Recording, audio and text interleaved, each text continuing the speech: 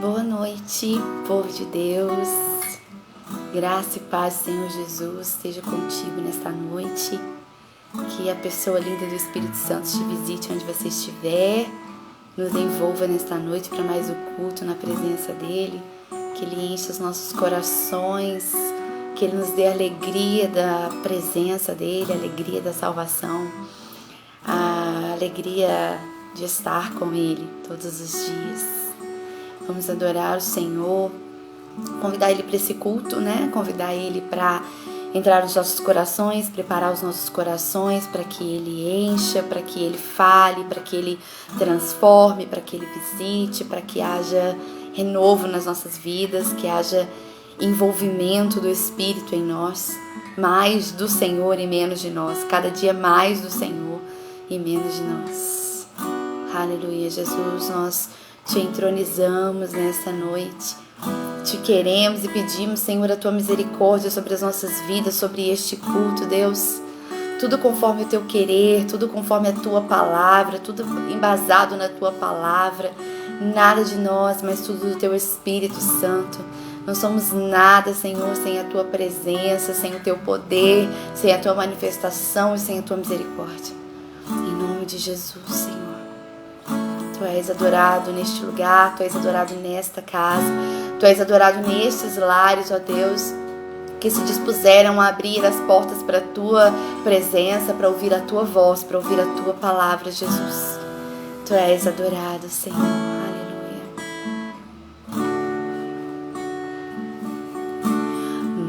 Maravilhoso é estar em Tua presença. Maravilhoso é poder Te adorar. Maravilhoso é tocar em Suas vestes. Maravilhoso é Te contemplar, Senhor. Quão formoso és, Rei do universo. Tua glória enche a terra e enche o céu. Tua glória enche a terra, Tua glória enche o céu. Tua glória enche minha vida, Senhor. Maravilhoso é estar em Tua presença. Maravilhoso é poder Te adorar.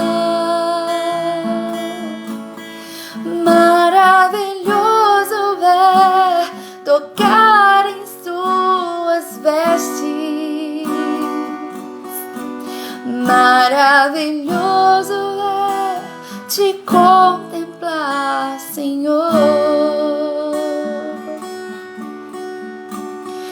Quão formoso és, Rei do universo. Tua glória enche a terra e enche o céu. Tua glória enche a terra, Tua glória enche o céu. Tua glória enche minha vida, Senhor. Maravilhoso é estar em Tua presença. Maravilhoso é poder Te adorar. Maravilhoso é tocar em Suas vestes. Maravilhoso é Te contemplar, Senhor. Maravilhoso é estar em tua presença. Maravilhoso é poder te adorar. Maravilhoso é tocar em suas vestes. Maravilhoso é te contemplar, Senhor. Às vezes nós chegamos em casa, do trabalho, depois de um dia tão difícil para alguns, para a maioria, às vezes é um dia tão estressante, ou um dia em casa mesmo, às vezes é tão cansativo. Então eu te convido nessa noite a receber a paz do Senhor, a paz de Deus que traz calmaria para a tempestade, a paz do Senhor que acalma, que refrigera, essa paz que renova, que transforma, que consolida. É quando você chega na presença de Deus, esquece tudo que você viveu naquele dia e diz para Ele: maravilhoso é estar em tua presença. Maravilhoso é poder te adorar. Maravilhoso é tocar em suas vestes. Maravilhoso é te contemplar, Senhor. Maravilhoso é estar em tua presença. Maravilhoso é poder te adorar. Maravilhoso é tocar em suas vestes. Maravilhoso é te contemplar, Senhor. Maravilhoso é te contemplar, Senhor. Aleluia. E aí vem a calmaria, e aí vem a paz de Cristo, e aí vem o amor de Deus, e aí vem renovo, e aí vem misericórdia. Como é bom contemplar a presença de Deus. Amém. Louvado seja o nome do Senhor. Louvado seja o nome do Senhor. Aleluia.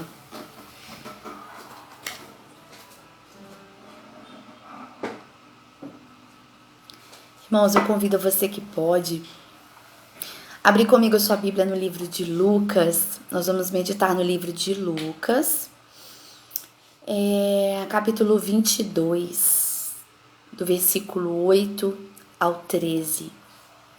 Lucas 22, do versículo 8 ao 13. Aleluia. Diz assim a palavra do Senhor. Então Jesus enviou Pedro e João, recomendando: Ide, prepara-nos a Páscoa para que ceiamos juntos. E eles lhe perguntaram: onde desejas que preparemos? Ao que lhe orientou: ao entrardes na cidade, encontrareis um homem carregando um pote de água. Segue-o até a casa que ele entrar. E comunicareis ao proprietário da casa: o mestre manda indagar-te onde é o salão de hóspedes no qual poderei ceiar a Páscoa com os meus discípulos. Então lhes disse: mostrarás uma ampla sala no andar superior, toda mobiliada. Ali fareis os preparativos. E seguindo tudo, encontraram conforme Jesus lhe havia predito e prepararam a Páscoa. Amém.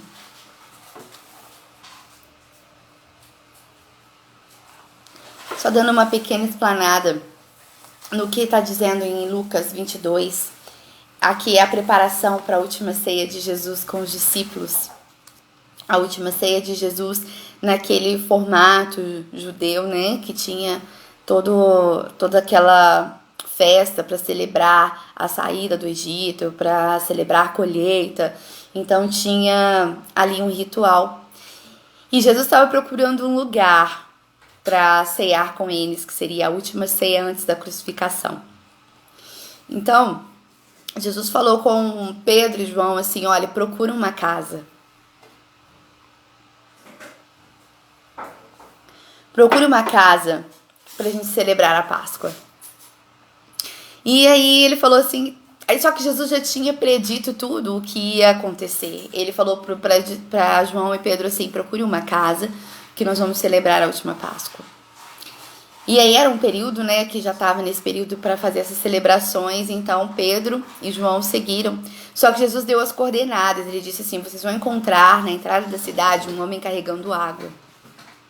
E naquela época, o costume era que as mulheres fizessem esse trabalho. Então, não era comum ver homens na rua carregando botijas de água, carregando vasilhas de água. Então, Jesus falou assim: olha, vocês vão se deparar com este homem, vão segui-lo e vão encontrar este lugar. Na casa que ele entrar, vocês vão entrar com ele. E lá vocês vão perguntar ao proprietário se tem um lugar para que a gente possa celebrar essa Páscoa. E assim eles fizeram. E assim, foi meio que fácil, né? Porque não havia homens carregando águas assim para todo lado, né? Não era comum. E Jesus deu passo a passo. Ó, é só seguir essa pessoa e chegando lá você vai perguntar para o proprietário se lá tem um espaço para nós celebrarmos a nossa Páscoa. E foi o que os discípulos fizeram. E a história fala que aquela casa que eles entraram para fazer a última ceia era a casa do evangelista João Marcos. Mas isso a história conta, então tem todo um amparo histórico aí que respalda essa informação. Só que a Bíblia não está falando exatamente que era de João Marcos, o evangelista, essa casa. Só que eles encontraram o lugar que Jesus havia falado. Então, qual que era a expectativa de Jesus para este momento? Era um momento único, era um momento especial em que seria celebrado a última Páscoa. A partir daquele momento, tudo se faria novo. Haveria ressurreição depois. A Páscoa ia significar uma outra coisa, ia significar a ressurreição de Cristo. Ia significar que o Cordeiro perfeito havia sido sacrificado. Então, muita coisa ia mudar. Então era um momento especial que Jesus estava preservando ali para reunir aquelas pessoas, para reunir os seus. Digamos que para reunir a sua família, porque os discípulos se tornaram a sua família. Andaram com ele por 3 anos no seu ministério, estava com eles dia, de noite, andando com ele em todos os momentos, vivendo experiências juntos. Então aquilo ali virou uma família. Então era um momento especial para Jesus de contar para eles o que estava por vir e de prepará-los para a esperança. Jesus queria um lugar especial para preparar os seus discípulos para a esperança, para algo transformador, para algo novo que estava por vir após a sua ressurreição. E foi perfeito, né? Tudo que aconteceu. Depois você lê o capítulo 22, que fala muita coisa sobre essa ceia, muita coisa nos ensina sobre isso. Não é só o partir do pão e a apresentação do cálice, mas ensina muito sobre isso. Então depois, quando você tiver um tempinho, dá uma lida no capítulo. Nós vamos parar só nessa questão aí do versículo 8 ao 13, onde Jesus estava procurando uma casa. Então eu gostaria que você guardasse no seu coração isso a princípio. Jesus estava procurando uma casa. E aí, tudo foi feito conforme Jesus orientou. Pedro e João conseguiram um lugar e ali eles fizeram essa celebração. No segundo andar da casa havia um espaço grande onde as pessoas podiam se assentar. A Bíblia fala que era um lugar que já estava mobiliado. Então, talvez seria até um lugar aconchegante, estruturado e tal, para Jesus sentar ali com os seus e partir o pão com tranquilidade. Porque naquele momento Jesus já estava sendo perseguido, Judas já havia o traído. Então, ele estava assim, em perseguição, né? Então, ele precisava de um lugar tranquilo para ministrar tudo aquilo que ele precisava para aquelas pessoas. E então, falando sobre casa, o Novo Testamento, ele fala de 12 casas que Jesus visitou. E todas as casas que Jesus visitou, ele transformou. Todas as casas que Jesus entrou, ele fez alguma coisa. Eu anotei algumas aqui só pra gente não esquecer de nenhuma, porque cada uma, Jesus disse que vai ter um propósito nessa noite diferente. Então, algumas coisas eu vou ler aqui só pra não me perder. Jesus levou vida para a casa de Jairo. Ele levou cura na casa de Pedro, unção na casa de Simão. Levou ressurreição na casa de Lázaro, salvação para a casa de Zaqueu. Então, esses foi o que Jesus destacou no meu coração nesta noite para que seja ministrado sobre a sua vida. E eu vou ler novamente, conforme a orientação, essa ministração ela será conduzida completamente pelo Espírito de Deus. Porque o que não for conduzido pelo Espírito de Deus nem vai chegar até o final. Ele levou vida para a casa de Jairo, levou cura para a casa de Pedro, unção para a casa de Simão, levou ressurreição para a casa de Lázaro, salvação para a casa de Zaqueu. Eu não sei para quais casas o Senhor está levando essas providências, mas Ele está levando hoje, em nome de Jesus. E nessa casa que nós falamos agora é o cenáculo, né? Que algumas versões falam sobre o cenáculo, a casa que era o cenáculo, que o cenáculo nada mais era que como se fosse um sítio ou um lugar para jantar, que era o que Jesus estava ali tentando ministrar para aquelas pessoas. E o tema que ele deu para essa ministração nessa noite é Jesus e a minha casa. Jesus e a minha casa. Aleluias.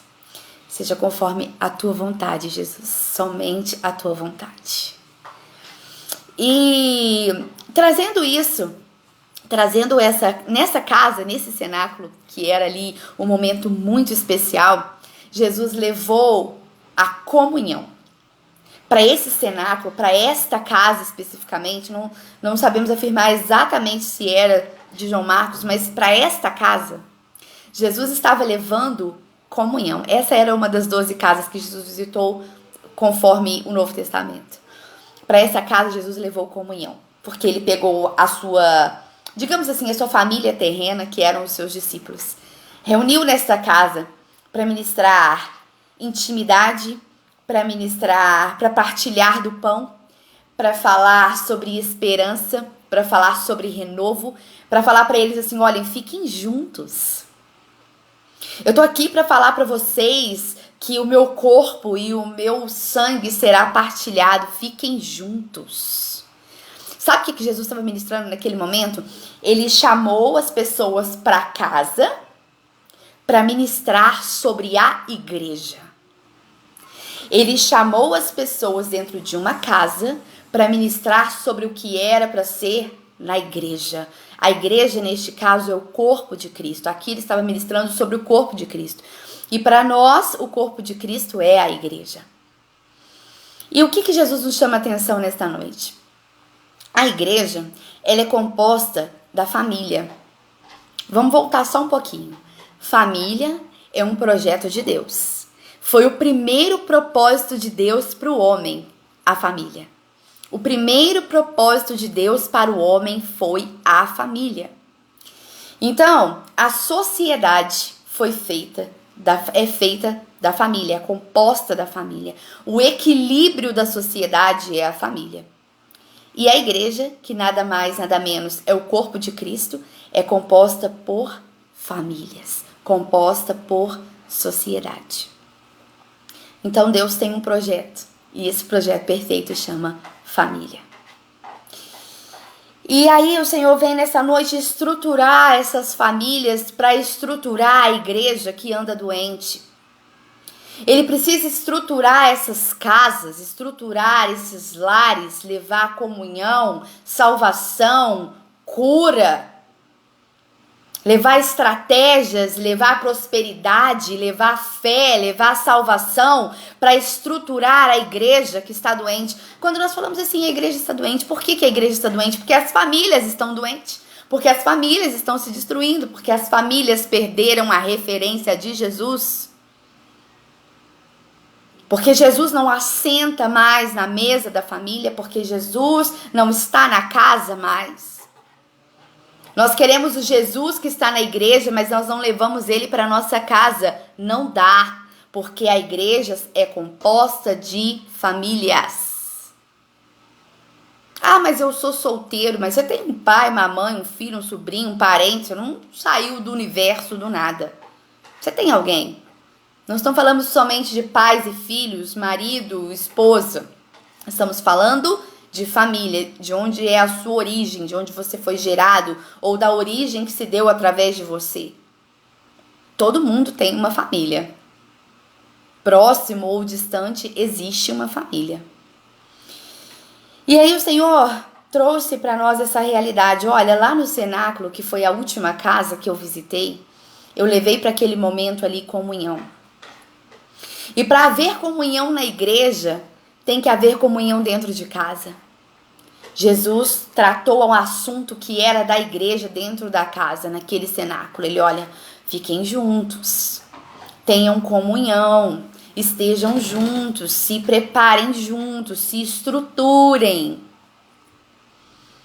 Ou seja, igreja, fiquem juntos, famílias, se unam para juntar a igreja, que é o corpo de Cristo. Irmão, só que as nossas famílias, elas estão se perdendo, elas estão perdendo a referência e elas estão deixando que aquele propósito lá, que foi o primeiro propósito de Deus para o homem, se apague, se desvirtue, se fique diferente. Então Deus quer trazer algumas coisas para as famílias, para que a igreja fique sarada, para que a igreja seja restaurada. Porque no culto nós falamos, eu e minha casa serviremos ao Senhor, mas dentro de casa nós não ministramos Jesus, ele não está na mesa. Dentro da nossa casa nós não conseguimos trazer essa realidade. Irmãos, eu não estou dizendo, é claro que é plano de Deus que todos se arrependam e sejam salvos. Só que isso depende do Senhor, não depende de nós. Mas independente da escolha das pessoas, sempre temos que ministrar Jesus dentro de casa. Jesus e a minha casa. Para depois Jesus e a igreja. Porque senão perde o sentido. Cadê a origem? Sua família está destruída, sua família está me negando. Como que vai ser aqui na igreja? A igreja está doente. E por que a igreja fica doente? O que tem a ver a relação da família com a igreja doente? Tem a ver, irmãos, da primeira coisa. Quando há um divórcio na família, ela contradiz a palavra de Deus, que Deus odeia o divórcio. Então, é um membro da igreja doente. Quando na família há intriga, mentira, inveja, contradiz a palavra de Deus. Então, há membros na igreja doente. Família destruída, membros doentes. Não tem como separar isso. Não tem como separar isso. Não existe esse negócio de nós perdoamos os irmãos da igreja, da equipe de louvor, mas nós não temos esse perdão ministrado dentro dos nossos lares, com os nossos parentes, com os nossos filhos. Não há. E as pessoas, elas estão numa fase que elas estão se apoiando em, digamos assim, como que fala? Vamos usar esse termo que eu esqueci o outro. Se apoiando em desculpas que todo mundo usa.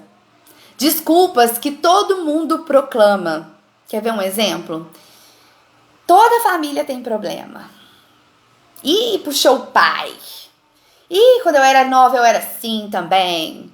Nossa, mas eu também era perdida na minha vida, uma fase. Puxou fulano. Irmãos, quando nós encontramos verdadeiramente com Cristo, isso acaba. Quando nós encontramos verdadeiramente com Jesus, há um poder transformador nas nossas vidas, nas nossas famílias. Mas nós falamos mais de maldições hereditárias do que das promessas de Deus sobre os nossos. Nós costumamos lembrar, citar coisas lá do passado que aconteceu na nossa vida, na nossa geração. Ah, vai acontecer com ele que foi assim comigo também.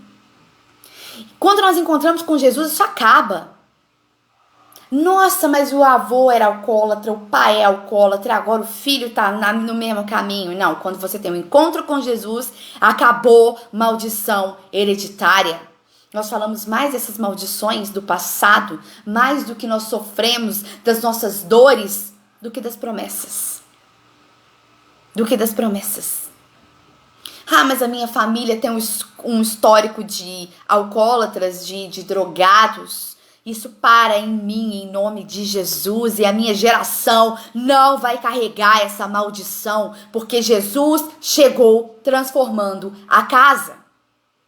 Porque a partir do momento que Jesus confia em nós, uma família, irmãos, é tudo novo. É claro que nós não vamos deixar os nossos para trás, esquecer os nossos parentes, esquecer quem nos trouxe a origem, não é isso. Mas isso significa que ele está te dando uma oportunidade de recomeço. Está te dando uma oportunidade de um novo lar, de uma nova família.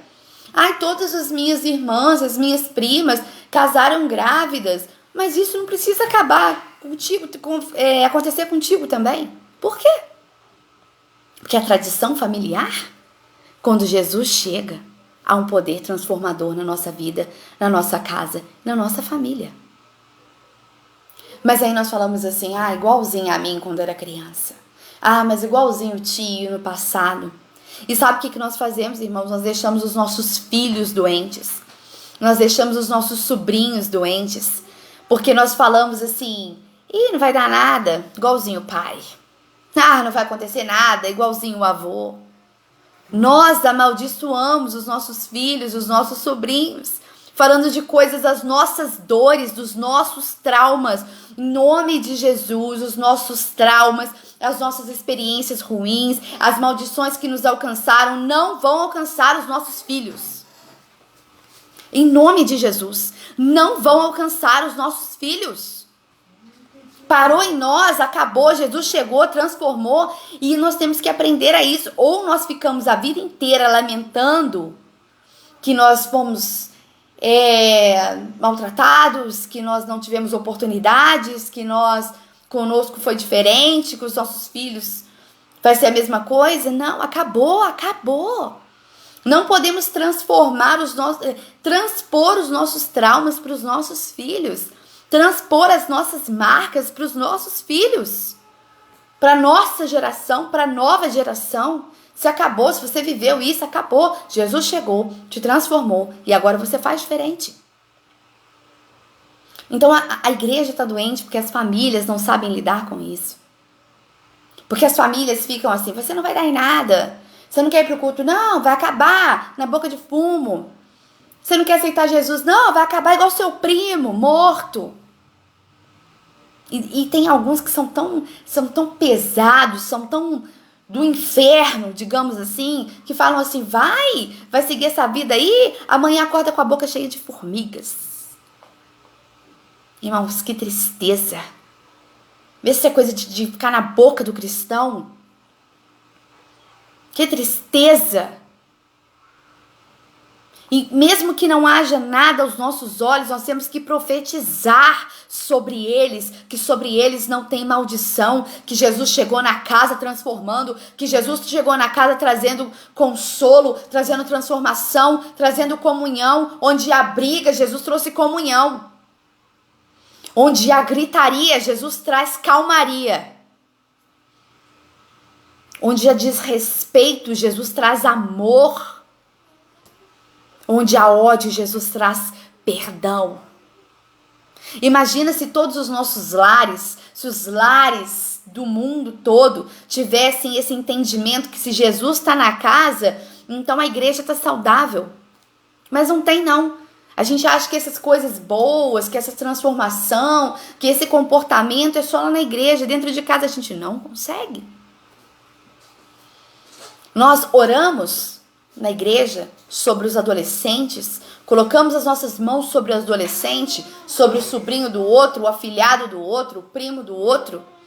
E aí nas nossas casas nós falamos assim: você não me envergonha, não acabe com o meu ministério, você não me expõe à sociedade, você não vale nada, você acha que você vai acabar com a minha vida, manchar a minha imagem. É isso que nós falamos dentro da nossa casa. E aí dentro da igreja nós estendemos as nossas mãos sobre os filhos de outras pessoas. E aí dentro da igreja nós falamos assim: você é um abençoado. Mas nós não trazemos Jesus para os nossos lares. Nessa última casa, nesse cenáculo, Jesus falava assim: olha, tenham comunhão. Olha, se cuidem. Falando com seus discípulos assim: olha, se cuidem. Eu vou partilhar de mim com vocês, para vocês ficarem juntos, para ficar um pedacinho com cada um, para vocês ficarem juntos. Jesus estava sentado à mesa falando sobre isso. Quais são os assuntos nas nossas mesas, nos nossos lares? Quando nós sentamos à mesa para conversar em família, nós falamos sobre o quê? Nós ministramos o quê? Porque quando Deus nos dá autoridade, quando há um pedacinho do céu dentro do nosso lar, quando Jesus é um convidado para a mesa, é um lugar de ministrar coisas boas. Não é para ficar falando mal da vida dos outros, não. Não é para ficar comparando os nossos filhos com os filhos dos outros, não. É para dizer assim: ó, peraí, Jesus está na mesa. Vamos tentar resolver aquele problema que me magoou. Olha, eu te perdoo. Vamos falar abertamente, não vamos ficar falando as coisas assim, deixando as coisas ao vento. Vamos resolver, vamos nos perdoar, vamos nos esforçar para nos perdoar. Vamos nos esforçar para haver respeito no falar. Vamos nos esforçar para não colocar nos nossos filhos o jugo que nós já carregamos nas nossas vidas por tanto tempo. Irmãos, estou cansada de ver situações em que pessoas às vezes pedem conselho, conversam comigo e falam assim: ah, mas eu vivi isso minha vida toda. Agora eu tô vendo de novo no meu filho, tô vendo de novo nos meus sobrinhos, tô vendo de novo nos meus primos. Ou nós olhamos para o nosso jugo que nós carregamos, ou nós olhamos para o poder transformador de Jesus. Se Jesus está na sua casa, algo tem que ser diferente. É cura que você precisa, Jesus leva. É libertação que você precisa, Jesus leva. É salvação que você precisa, Jesus leva. Mas ele tem que estar sentado à mesa. Ele não está lá só no culto. Ele não está só lá nas ministrações do culto. Ele está na sua casa. Jesus e a minha casa. Qual é a relação de Jesus com a minha casa? Porque a gente quer ministrar sobre a casa do outro. A gente quer colocar as mãos na cabeça do filho do outro. E Deus nos deu autoridade sobre os nossos filhos. Sabe, autoridade sobre os nossos filhos para orar sobre eles, para abençoar a vida deles, para profetizar sobre eles. E o que nós estamos fazendo? Nós estamos amaldiçoando os nossos filhos. Como que Jesus fica nessa casa? Nós falamos mal dos nossos filhos com os nossos amigos. Como que Jesus fica nessa casa? Irmãos, e você pode perceber que em algumas situações não é que ele está assim, desabafando. Ah, meu filho está me dando trabalho. Porque quando nós estamos desabafando em amor, o nosso discurso é diferente. Amigo, irmão, me ajude. Porque o meu filho precisa de oração. O meu filho precisa que alguém jejue comigo. O meu filho precisa de bons conselhos. Agora o discurso é diferente, meu filho não vale nada, tá acabando com a minha vida, se depender dele eu vou morrer, tô doida pra ele ir embora da minha casa, pra não me dar mais trabalho. É isso que você está fazendo com a herança que Deus te deu? Porque enquanto uns choram querendo um filho, outros choram querendo que ele morra pra acabar o problema. para dar descanso. É sua responsabilidade. Então use a sua autoridade sobre o seu filho. Coloque as mãos sobre ele. Fala, você é um profeta de Deus. Você pertence ao Senhor. Você é minha herança. A maldição hereditária não está sobre ti. Acabou todo o jugo. Eu ainda não cheguei nessa fase. A minha filha tem 2 anos de idade. Quando eu descobri por um teste de beta-HCG que eu estava grávida de poucas semanas. Eu estava eufórica porque era um plano e aí estava acontecendo e tal. E eu estava muito animada. Mas aí eu fiz uma oração para Deus. Eu estava um pouco ansiosa já, embora estava muito no início, eu já estava um pouco ansiosa porque eu estava sonhando com uma menina, então era um desejo muito grande do meu coração, mas até aquele momento não tinha nem como saber o que era, porque tinha dias e eu nem ultrassom para ouvir o coração ainda tinha feito. E eu lembro que eu estava voltando do trabalho, eu falei, acho que eu vou caminhar um pouquinho para casa, para me conversando com Deus. Do trajeto que eu vim de carona nesse dia, vim andando um pedacinho para casa e fui falando com Deus, falei, Senhor, tá aqui o meu bebê. E como eu não sabia que era ali ainda, eu falei, olha, o meu filho tá aqui. E eu vou te pedir uma coisa. E geralmente, quando a mãe descobre, né, a gestação, ela fala assim, ai, Senhor, que venha com saúde. E na verdade eu nem pensei nisso, porque eu já pensei assim, que se Deus mandou, vai dar tudo certo. E aí eu fiz uma oração para Deus, o caminho. Eu falei, Deus, tá aqui o meu bebê, que o Senhor trouxe do céu para mim. Então, Senhor, que seja cheio do Espírito Santo. É tudo que eu te peço. Eu não sei se é menino, se é menina, como vai chegar, que horas vai chegar, se vai ser cedo, se tarde, eu não sei. Mas tá aqui. O Senhor trouxe do céu para mim. Então, que seja cheio do Espírito Santo. Que seja cheio do Espírito Santo. Que antes que esse coração comece a bater, seja cheio do Espírito Santo. Foi a oração que eu fiz com 5 semanas de gestação. Senhor, antes que esse coração bata, que seja cheio do teu Espírito. E que essa criança, Senhor, conheça a pessoa mais importante que existe, que é Jesus. Que ele tenha a oportunidade de conhecer a pessoa mais importante que existe, que é Jesus. E eu nunca mais vou esquecer essa oração. E quando a minha filha tiver entendimento para isso, vou falar para ela que quando ela pensar em qualquer coisa, antes do coração dela bater, ela já tinha sido entregue para ele. Antes do coração dela bater, eu já tinha entregado para ele. E eu falei para ele que o bebê viria nessa condição de ser cheio do Espírito Santo. Foi a primeira vez que eu profetizei sobre o meu bebê. E não tinha coração batendo ainda, porque ainda não estava no tempo. Ainda ia demorar algumas semanas para esse exame acontecer, mas Deus está aqui. Então que seja cheio do teu Espírito Santo. E esse bebê não vem para esse mundo sem te conhecer.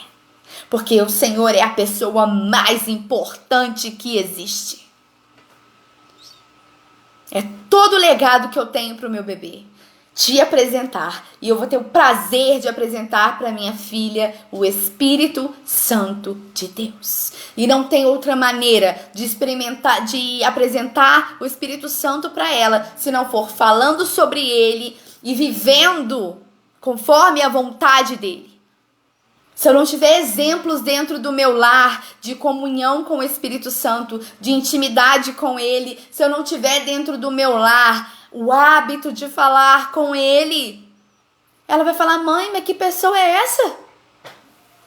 Que nem você sabe quem é? Não. Vem cá que eu vou te contar quem ele é. Ele é a pessoa mais importante que existe. E este é o meu legado para você. E é o legado que a gente tem para os nossos filhos. Quando nós encontramos Jesus, o legado que nós temos para eles é colocá-los no caminho do Senhor.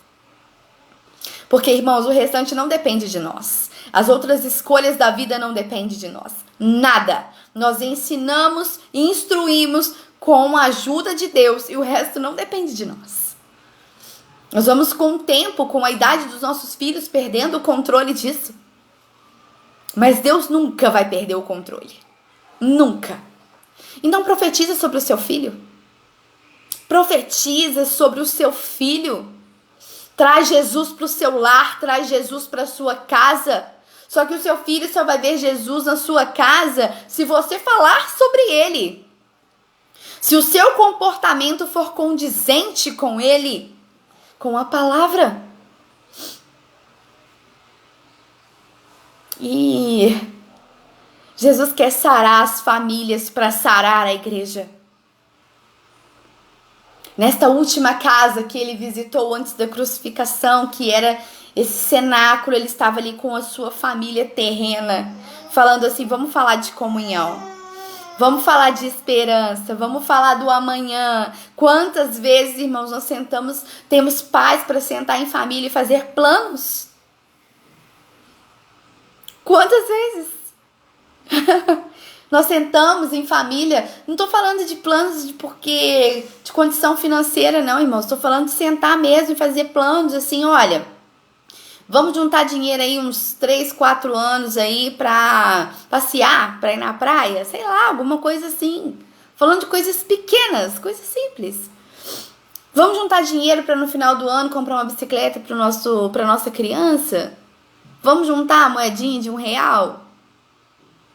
Porque isso traz unidade, isso traz comunhão, fazer as coisas juntos, conversar sobre coisas juntos, traz comunhão, traz afinidade. A gente acha, às vezes, casou, não precisa de afinidade, precisa, irmãos, ser construído todos os dias, porque Deus coloca duas pessoas diferentes, de criações diferentes, morando junto na mesma casa.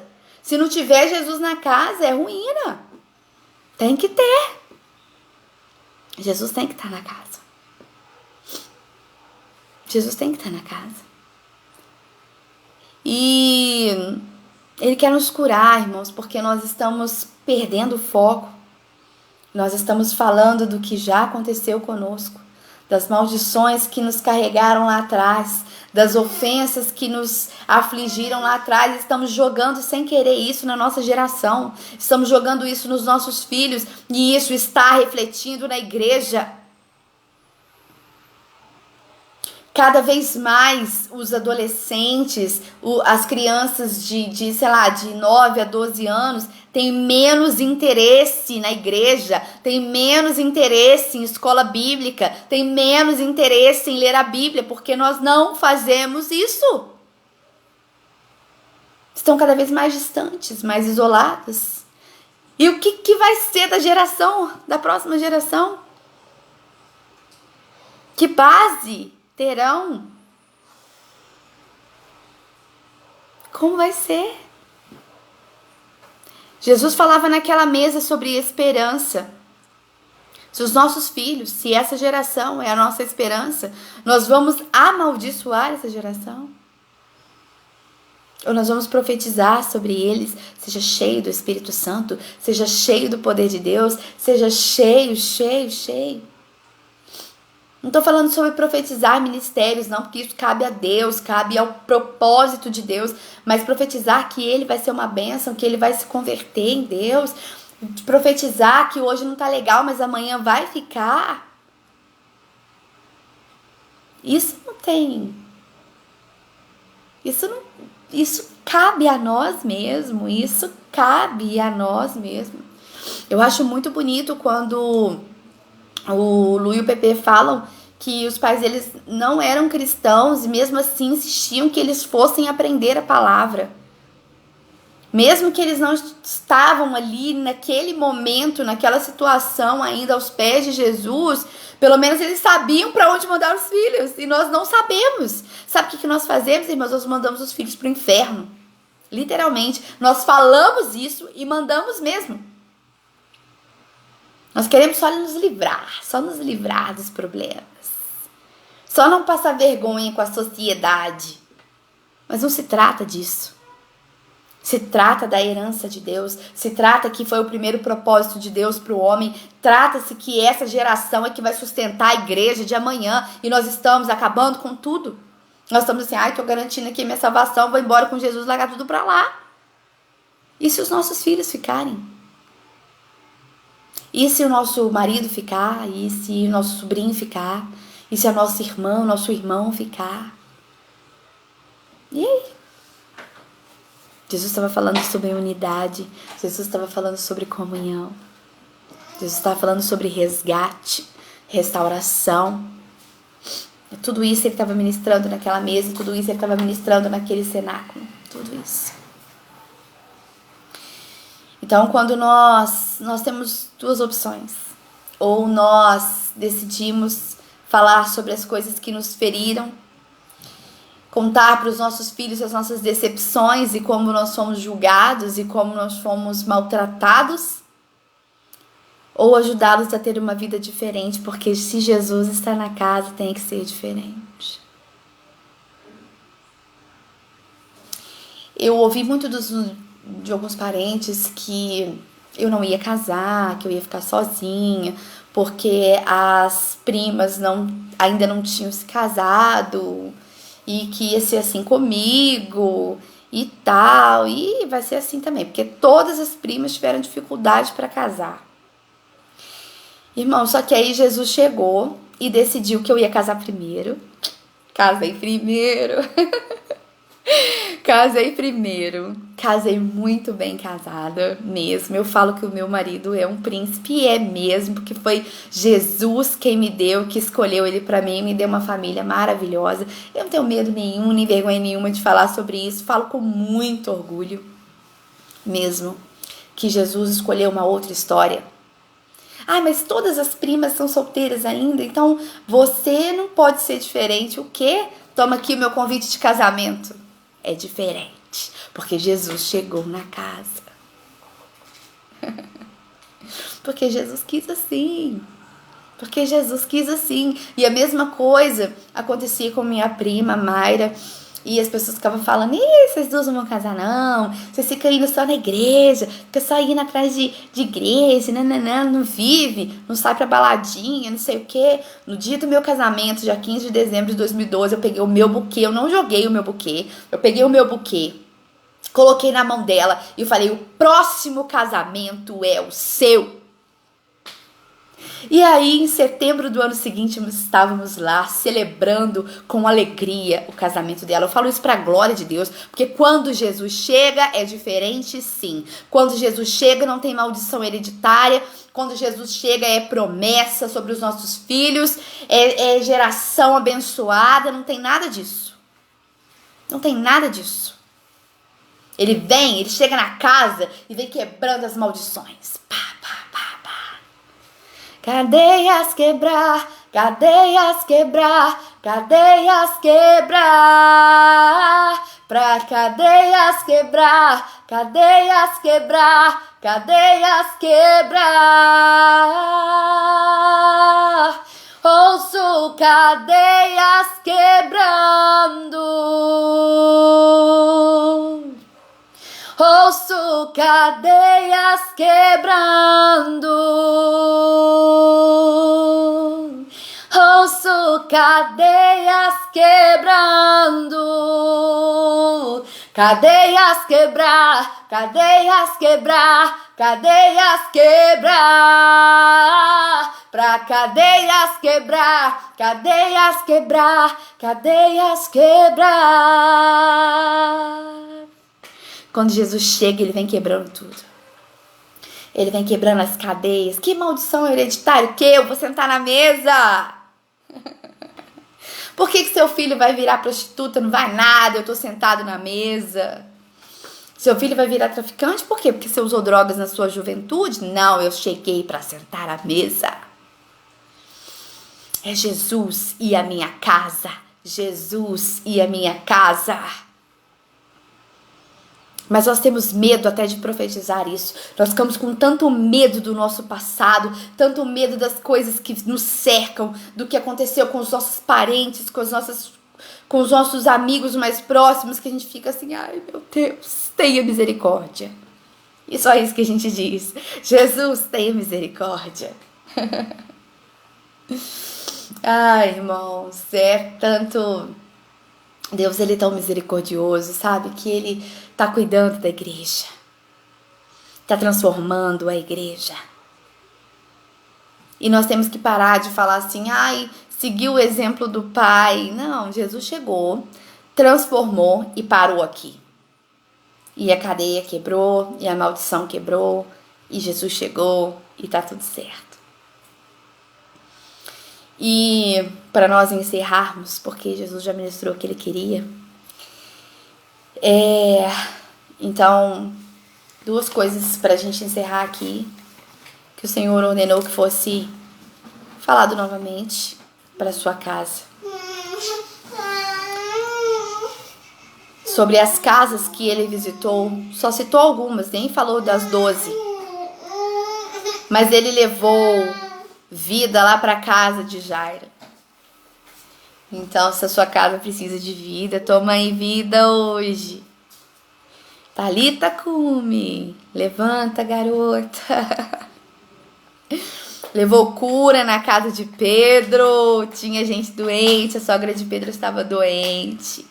E aí Jesus chegou lá e ela foi curada. Unção na casa de Simão, quando aquela mulher derrama o óleo sobre ele derrama unção sobre todo mundo naquele lugar. Levou ressurreição para a casa de Lázaro e disse para Marta assim: se credes, verás a glória de Deus.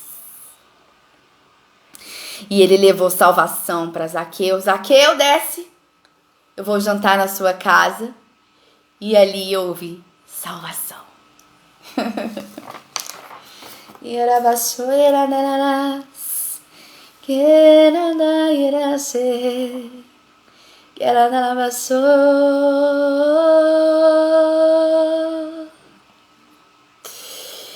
E para que a gente consiga aprender realmente o que Jesus quer para as nossas vidas, para as nossas famílias,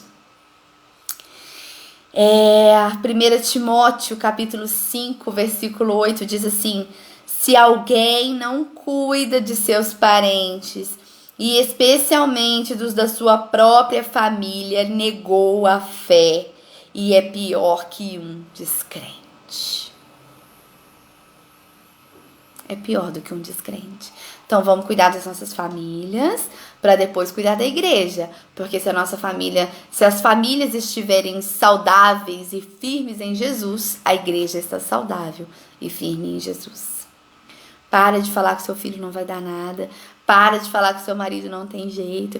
Para de falar isso, porque isso significa que Jesus não é capaz de tirar o vício do seu esposo, que Jesus não é capaz de converter o coração dele, que Jesus não é capaz de restaurar o coração da sua esposa, que Jesus não é capaz de ter um encontro especial com o seu filho porque ele está rebelde. Sabe como que Jesus lida com os rebeldes? Ele faz igual ele fez com Saulo. Ele fala assim: o que tá pegando aí? Deixa eu te mostrar quem eu sou.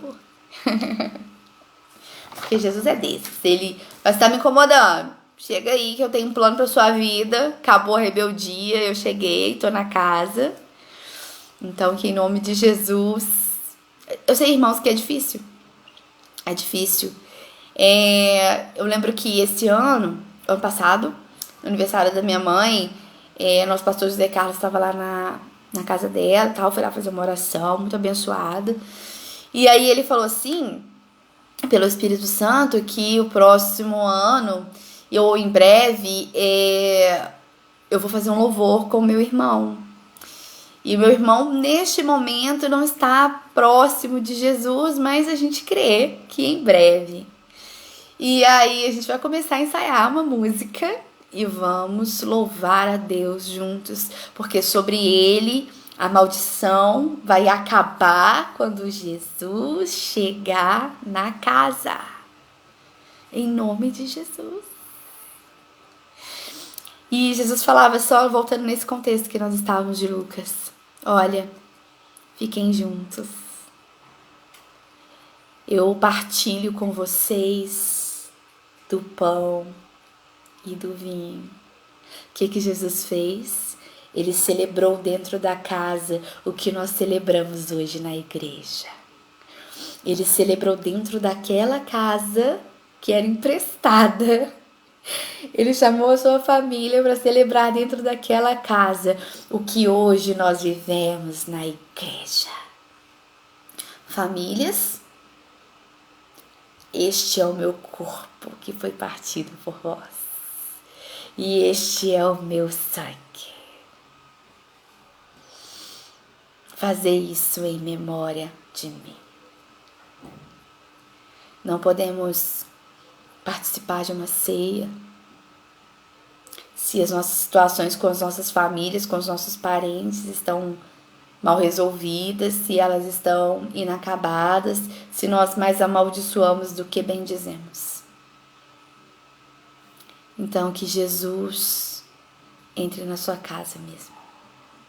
Além daquelas 12 casas que ele visitou, conforme diz o Novo Testamento, que ele visite centenas de milhares de casas e transforme centenas de milhares de lares.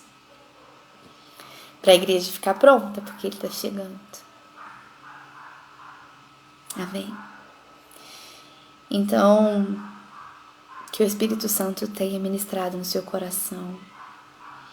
Às vezes, irmãos, eu fico tão empolgada com a palavra que um montão de coisa que eu anotei, que eu nem falei, que eu esqueço e eu fico muito empolgada. Mas eu creio que Jesus falou o que ele queria, né? Então, vamos deixar que ele termine a ministração aí no seu lar. E a sua próxima oração, quando você for dobrar os seus joelhos para orar para a sua família, seja abençoando. Esquece as coisas que passaram. Tudo se fez novo. Jesus está na sua casa. Amém? Que o Espírito de Deus continue contigo nesta noite. Dê um restante de semana abençoada. Nós estamos aí no meio da semana. Eu estava até lembrando, estava falando do culto de sexta-feira já com meu marido. Aí eu estava lembrando, nossa, esse mês de março, no dia 20 de março, vai fazer 1 ano que a gente está gravando as lives. É claro que, né, desde setembro do ano passado a gente já começou com os cultos presenciais, agendados e tal. Mas já tem 1 ano, vai fazer 1 ano que nós estamos aí.